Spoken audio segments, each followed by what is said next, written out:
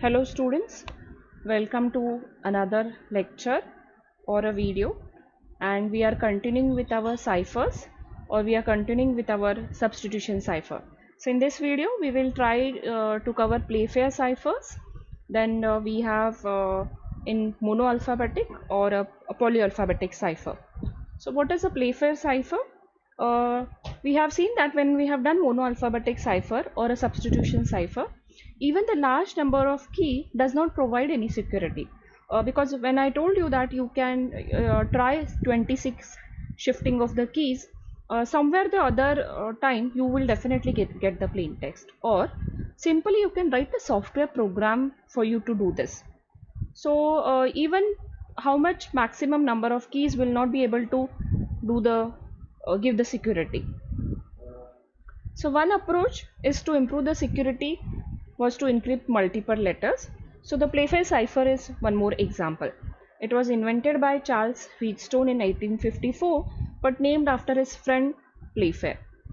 Now it is best known as multiple letter encryption cipher. We'll see why it is called as a multiple letter encryption cipher, because it treats diagrams or digrams in the plain text as a single unit and translate these units into a ciphertext diagram. So normally when we have done the substitution, we have seen we are taking one letter or one character from the plain text and it was getting converted into one particular ciphertext. So in this case what will happen, we will be trying to take two characters together or two letters together, and we will be converting into a two ciphertext. So it is basically used as 5 by 5 matrix. So 5 by 5 matrix will be based on a keyword. So you are constructing a keyword based on, you are constructing a 5 by 5 matrix based on a given keyword. So you have to fill in the letters of those keywords without any duplicate. Now what do you mean by duplicate? When you are constructing a 5 by 5 matrix, so you imagine that there will be 25 alphabets. Okay, so what we are doing here is you can see the matrix on the blackboard. You have I and J taking one place. So in this case no alphabet will be repeated. Fill rest of the matrix with other letters. For example, now in this case if you see, you have used a keyword as monarchy. Okay, so when you are writing this, whenever a particular letter is repeated, you are not going to write it again. So once I write this keyword in 5 by 5 matrix, I will fill the remaining matrix with the remaining alphabet. So we have written it as MONARCHY. So remaining letters is B. So I'll check C is already there. So I will write D. E, F, G, H is already there. I and J will always occupy a single space. Okay, this you have to remember. Then I have K, L, M is already there, N is already there, O is already there. So P, Q, S, R is here. So you have T, U, V and W, X, Y. So this is the matrix by which is generated using a keyword. And now you are going to code any plain text which is given to you with the help of this particular matrix. So how are you going to do? What are the rules for encrypting and decrypting? So you read plain text as a 2 letters at a time. Okay. If the pair is repeated, you will insert a filler like X. For example, whenever I have, suppose I give you a word as till, T-I-double-L. So here what will happen? T-I will form one particular pair and you have L-L as another pair. In that case, what you will be doing? After first L, you will be writing as X. So you will not be writing a repeated letter. Okay. If both the letters fall in the same row, replace each with a letter to write. Okay, so what are you going to do? If it is in the same row, write the letter which is you will write down a letter which is right to that particular letter. So this will be more clear when we go for example. Remember, you have to go from left to right. Okay, if both the letters fall in the same column, replace each letter with below it. So if you are having in the same column, if this is the letter where I am having, I will replacing in the bottom letter. Otherwise each letter is replaced. Now this is very important. Okay, otherwise each letter is replaced in the same row and in the column of other letter of the pair. Okay, so you have to make a square by these things. So we will see, you have to replace each letter by the letter in the same row and in the column of other letter of the pair. So now see here, a Playfair cipher, a key has been given, a secret key, a random secret key has been chosen here. So let us encrypt the text hello. So HE. So find out where is letter H. Okay, here is the letter H and the letter E. Okay, so now these two letters fall in the same row. So go back to the previous slide and see. If both the letters fall in the same row, replace each with letter to the right. Okay, so I will say H and E are in the same row. So H should be replaced by E. E should be replaced by C. So you write EC, and our general rule, plain text in the lowercase, coded text or a cipher text in the capital. Now you see this pair LL. Okay, so it is a repeated letter. So what did I tell you? You will write L and X, and then you will another pair with L and O. So where is your L and X here? You have to see where is your L. So let me see. Okay, so one L is here and you have X here. So now they both are in the same column. So go back to the previous slide. If both the letters fall in the same column, replace each with the letter below it. So L will be replaced by Q and X will be replaced by Z. Okay, now Q and Z I have written with the capital letters L and O. So L is already here. Okay, now O. Now you see here. So what you have to do? This you make a one imaginary square L O. So this is your square which will be containing. So L will be replaced by opposite letter. So L will be replaced by B. O will be replaced by X. So this is your cipher text. So this way you will be doing the encrypting part, and you have rules. So security definitely much more improved over monoalphabetic, because you have 26 into 26 76 diagrams, because every letter will be, I mean, the possibilities are more.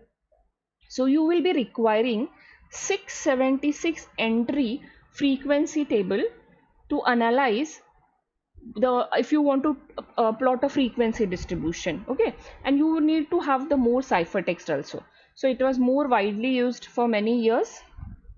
It can be broken definitely given a few hundred letters. So if you just observe and try to find out what is the diagram which are repeating or something, it is not that it is unbreakable code,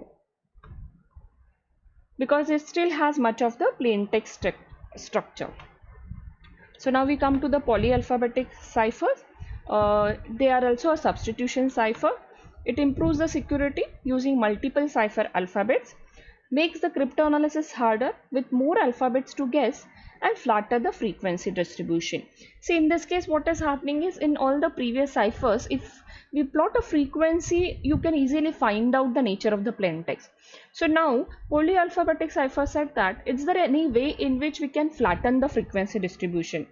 It uses a key to select which alphabet is used for each letter of the message. Use each alphabet in turn. So we will understand the meaning of these sentences when we go through different example, and repeat from the start after the end of the keys reach. So what does it mean? So one cipher is the Vinay cipher, simplest one, effectively multiple Caesar cipher. Key is multiple letters long. For example, key can have K1, K2 and KD up to KD.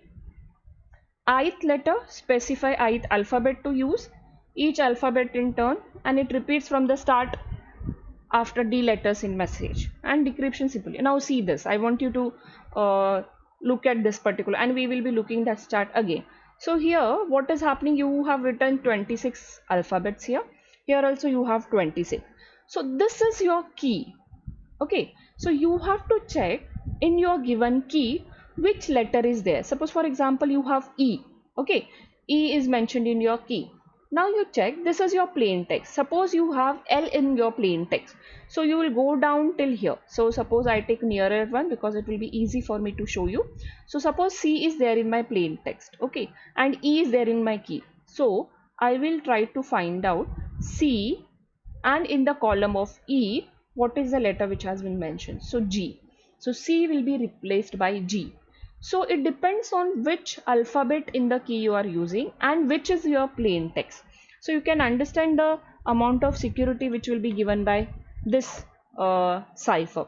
So what are you going to do? Write the plain text out, write the keyword repeated above it. For example, suppose your plain text is very long, and key is very short. So then what you will do, you will be repeating that key again and again till you reach the end of the sentence. So encrypt the corresponding plain text, use each key letter as a Caesar cipher key, and then encrypt the corresponding plain text letter. For example, now the keyword is deceptive.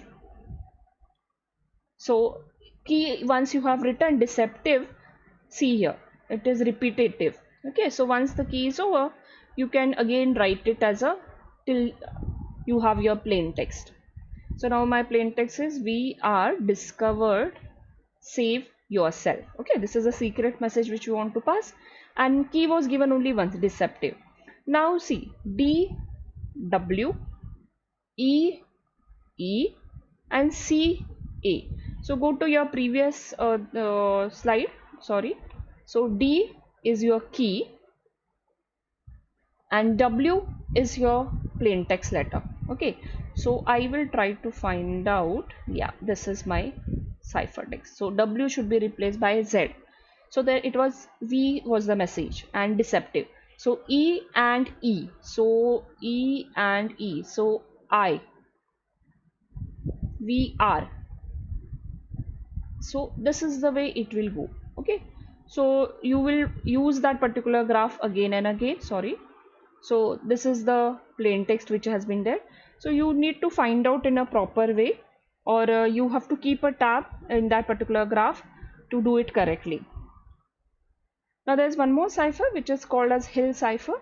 It was developed by a mathematician, Hill, in 1929. The strength of this is it completely hides the single letter frequencies.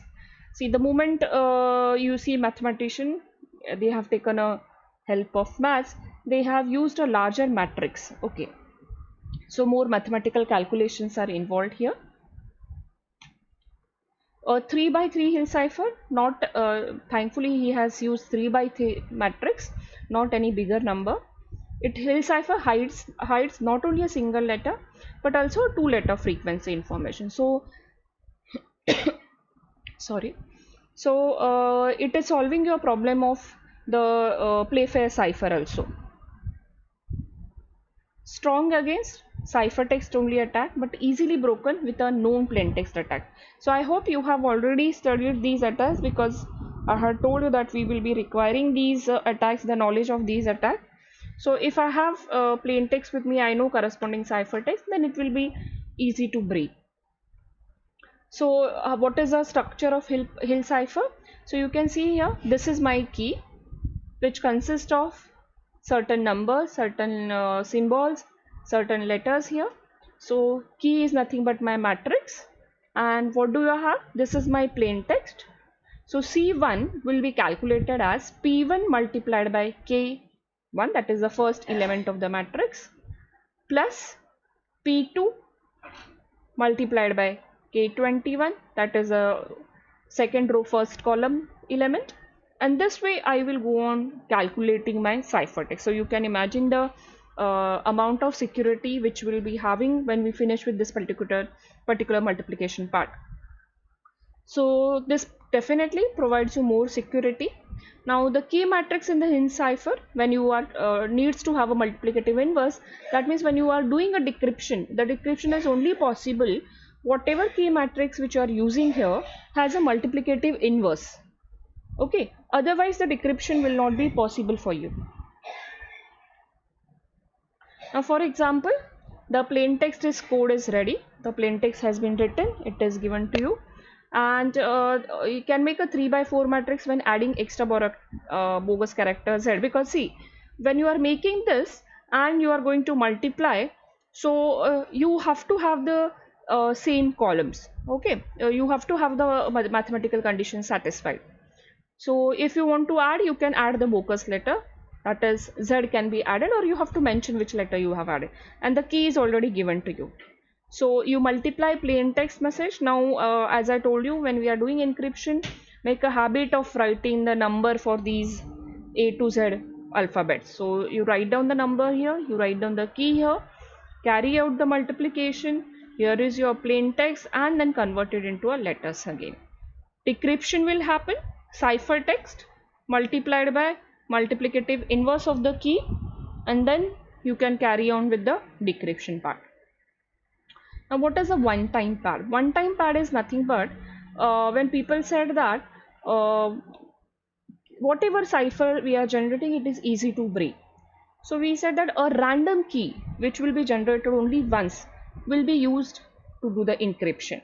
So if truly random key, as long as the message is used, the cipher will be secure, called as one-time pad. Unbreakable, since cipher text bears no statistical relationship to the plain text. Since for any plain text and any ciphertext there exists a key mapping one to other. Can only use the key once though. Problem in generation and safe distribution, because I mean once it is generated, a random number is generated, to generate the same number again, it is pretty difficult. So one time pad, we say that only once you are going to use that particular key, and then it is a problem in generating the same key again and the distributing the key. So I hope we are pretty comfortable with other ciphers. We have done with the substitution ciphers. Now we'll be solving more problems to get acquainted with these uh, techniques, and in the next video we will be going for a transpositions cipher. So sorry. So transposition cipher also, we will be studying how, what are the different types of transposition ciphers you have, what kind of attacks which can be carried on these particular ciphers, and until unless you sit with a notebook and pen, you are not going to get acquainted with these cipher techniques. See, for us it you might find it easy when you when I say that you have to write on the margin that A to Z, alphabets, and then number it 0 to 25. But when you're doing the mod calculation, because many of these techniques also will have a use of mod, that is mod 26, you will find that some or the other way we make a small mistake where the entire problem goes wrong. And in these kind of problems, until unless you get the entire answer correct, you will not be getting full marks. So it is better that you keep on practicing, and you remember the characteristic of each cipher, or how the ciphers are generated, what method, what technique has been used. So you have to practice more problems. So that's for the day. Thank you.